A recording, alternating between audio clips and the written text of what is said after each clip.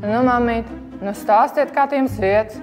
Es nezinu vispār, kas ar to bērnu notiek. Viņš vispār neklausa, viņu vispār nevar motivēt.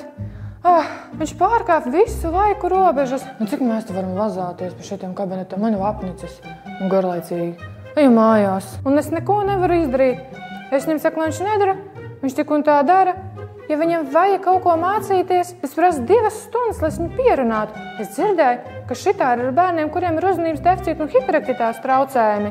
Man liekas, ka viņam šitais ir, doktori. Nu, nē, viņš jau nelēkā te pa sienām. Viņam nav nekāds uzmanības deficīta un hiperaktivitātes traucējumi. Vienkārši lieciet stingrākas robežas, un te jau viss būs labi.